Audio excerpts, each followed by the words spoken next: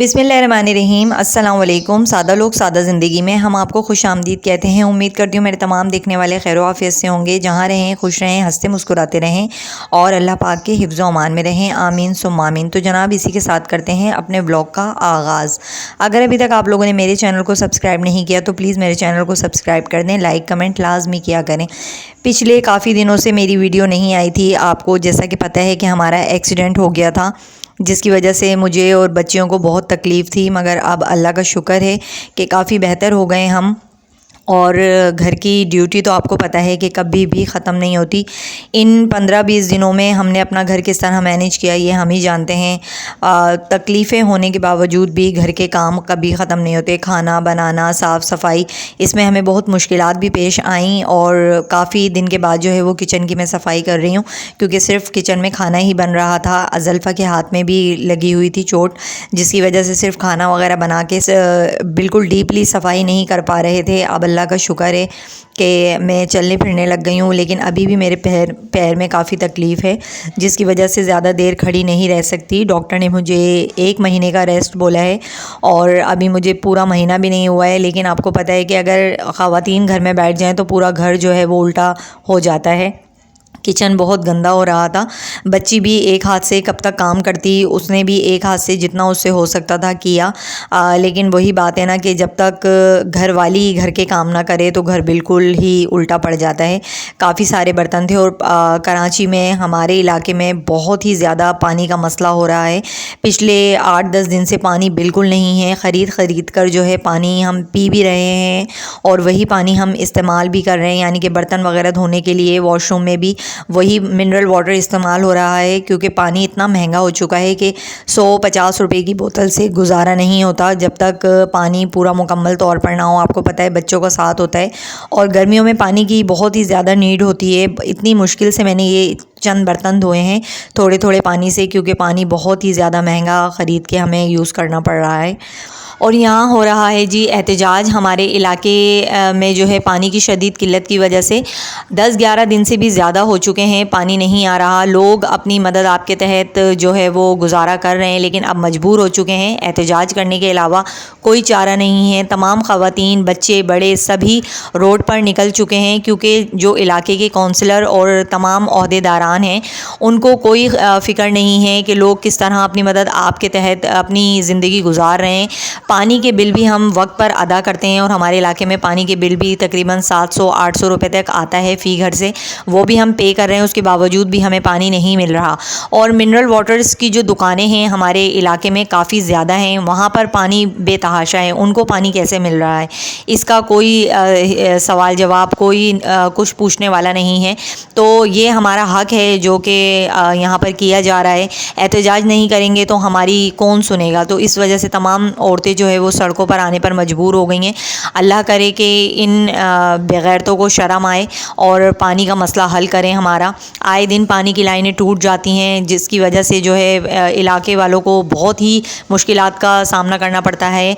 और यहाँ भी देख सकते हैं पानी बिल्कुल नहीं है, सूखा पड़ा हुआ है सारा, बहुत मुश्किल हो रही है। अच्छा जी, ये है नेक्स्ट डे की वीडियो और हम आ चुके हैं बाजी के घर पर। बाजी के बेटे की है शादी और हमने यही फ़ैसला किया कि घर पर तो पानी नहीं है तो हम बाजी के घर ही रुक जाते हैं। मेले कुचेले हम यहाँ आ चुके हैं और मैंने आते ही नाइज़ा को भी नहला दिया और अज़ल्फ़ा को भी कहा कि आप भी यहाँ पर नहा लो, क्योंकि घर पर बिल्कुल एक पानी की बूंद भी नहीं थी और हम लोग बस वहाँ से निकल चुके थे। बाजी के घर आए हैं तो थोड़ा सुकून मिला है। पानी ही पानी है यहाँ पर इस इलाके में, क्योंकि ये इलाका हमारे घर से बहुत दूर है। कल माइयों हैं तो डेकोरेशन का सामान वगैरह सब आ चुका है। माइयों के सामान की जो है वो तैयारी हो चुकी है। दुल्हा की शेरवानी वगैरह आ चुकी है और बाजी के घर में हम लोग सारे इकट्ठा हो चुके हैं। जैसे ही सबको पता चला कि मैं आ चुकी हूँ तो तमाम जो है ना मेरी भांजी भतीजे वगैरह सभी यहाँ आ चुके थे और खूब शुगल हो रहा था। और दुल्हन का जहेज़ जो है ना वो आ चुका है, तो उसी की सेटिंग वगैरह बाजी कर रही हैं। क्योंकि मेरे तो पाँव में जो है वो बहुत तकलीफ़ है, तो मैं ज़्यादा चल फिर नहीं पा रही हूँ। तो बाजी ने कहा कि तुम रेस्ट करो। बाजी का घर बहुत छोटा है तो हम लोग रात में जो है ना अम्मी के घर आ चुके हैं और यहाँ बहन ने, सबसे छोटी बहन ने और दोनों भतीजियों ने मिलकर जो है ना यहाँ पर हमें पार्टी दी है। भाई पिज़्ज़ा पार्टी हो रही है और बर्गर वगैरह मंगा लिए थे इन लोगों ने।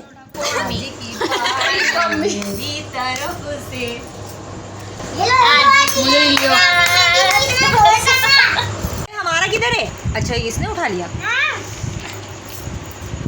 बहुत मज़ा आया, हमने खूब इंजॉय किया, बच्चे भी बहुत खुश थे।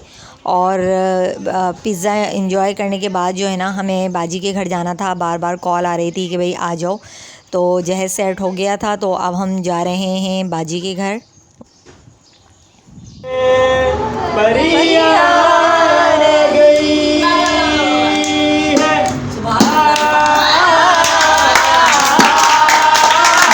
सुहाना लगता है, दुल्हन का तो दिल दीवाना लगता है। पल पल में कैसे बदलते हैं रिश्ते, अब तो हर अपना बेगाना लगता है।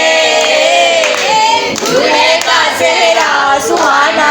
रात के तकरीबन 1:30 बजे हम सब पहुंच गए बाजी के घर, और यहाँ पे दुल्हा के दोस्त वगैरह सब बैठे हुए थे और महफिल जमी हुई थी। ढोल बाजी ने जो है ना वो भिजवा दिया था, लेकिन हमने भी छोड़ा नहीं, हमने थाला मंगवा लिया था और यहाँ पे हम खूब इंजॉय कर रहे थे।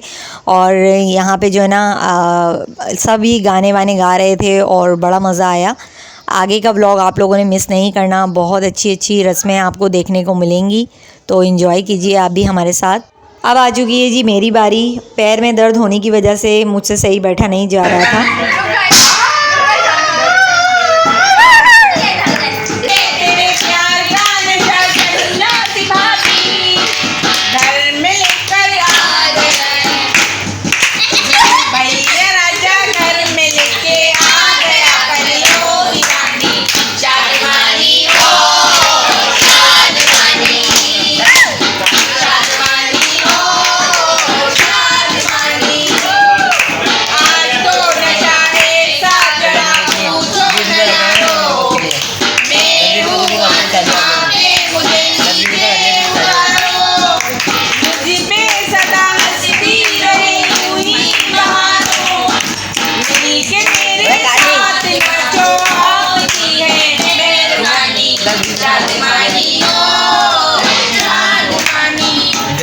गले बोल रहा है।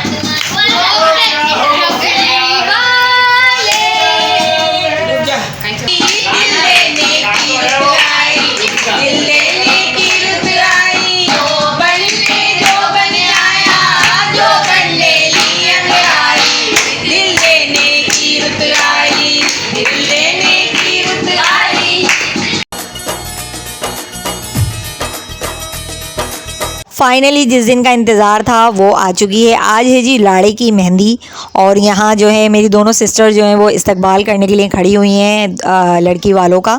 और यहाँ पर लड़की का निकाह हो रहा है दोनों का, और जो मेरी जो भांजी है वो रस्म कर रही है। तमाम जो फूलों के गहने होते हैं वो दुल्हन को पहनाए जा रहे हैं।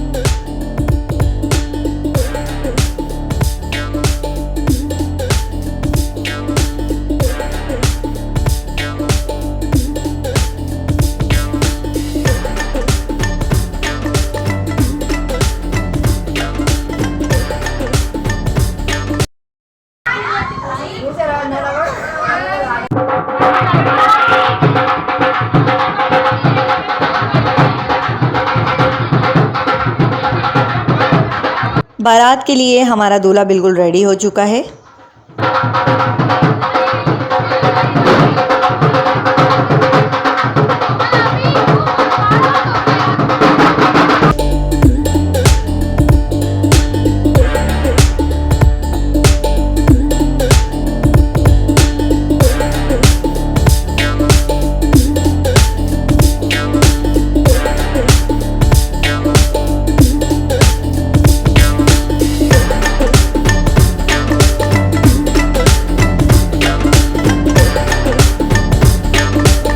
सहरा बंदी की रस्म स्टार्ट हो चुकी है। अमूमन घरों में जो है बहन बहनोई जो होते हैं शादीशुदा वो सहरा बांधते हैं लड़के को, लेकिन बाजी के ससुराल में उनकी जो नंदे थीं बाजी की वो सहरा लेकर आई थी, यानी कि पप्पो बांध रही थी अपने भतीजे के सहरा। आप लोग भी कमेंट में बताइएगा कि आपके यहाँ सहरा दुल्हा के कौन बांधता है।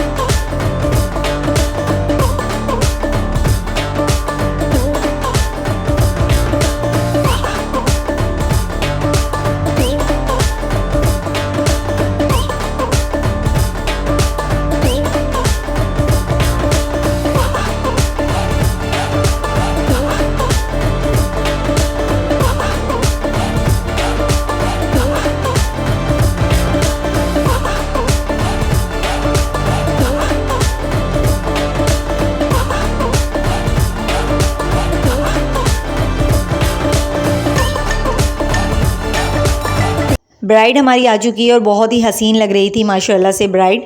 तो आगे का ब्लॉग मिस मत कीजिएगा, 2 पार्ट में आपके साथ शेयर करूंगी। पहला पार्ट शेयर कर दिया है, सेकंड पार्ट का आप लोग वेट कीजिएगा क्योंकि उसमें मुख्तलिफ रस्में दिखाई जाएंगी। हर घर की मुख्तलिफ रस्म होती है जो आप देखेंगे तो बहुत ही मज़ा आएगा।